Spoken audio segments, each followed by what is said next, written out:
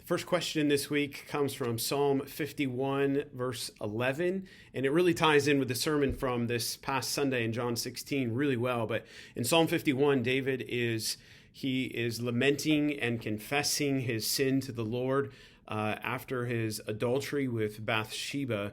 And in Psalm 51:11, he says, "Cast me not away from your presence, and take not your Holy Spirit from me." And the question that came in really has to do with the fact that it seems like God could take his spirit away from David, and which could indicate, if it's salvific, a loss of salvation. And so the question is, what's going on with the Holy Spirit and the taking away of God's Spirit from his people? And really, we must remember that this is in the Old Testament, under the Old Covenant, where God worked in a different way among his people. Today, when the Holy Spirit is given at the moment of regeneration, conversion, the Holy Spirit takes up residence inside of us, and he does not leave us. He stays with us to the very end of our lives once we are actually converted. In the Old Testament, that was not the case. The Spirit was given for a specific purpose and in a specific place. And so David was likely fully aware of his predecessor Saul, the first king of Israel, and that the Lord removed his spirit from Saul, after which point Saul's life really went into a sinful tailspin. And so David is pleading with the Lord after this sin to show him mercy and not take his spirit from him. So in the Old Testament, the Spirit could absolutely be withdrawn from his people. Not so in the New Testament. The second question comes from the book of Numbers, chapter 5, and it is the chapter that deals with the uncleanness of God's people, really the purity of God's people.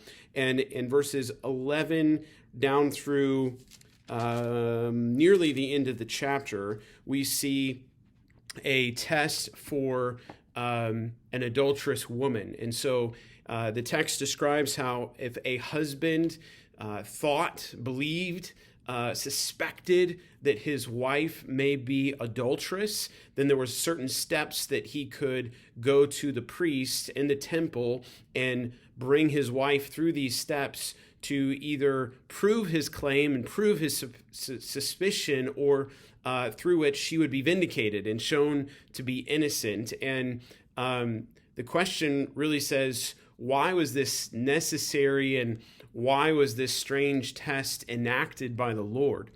Really, what it is pointing us to is the jealous nature of God for his glory.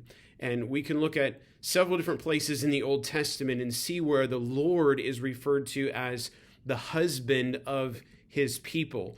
Jeremiah 31:32 says, "I will make a new covenant, not like the covenant I made with their fathers on the day when I took them by the hand to bring them out of the land of Egypt. My covenant that they broke, though I was their husband, declares the Lord."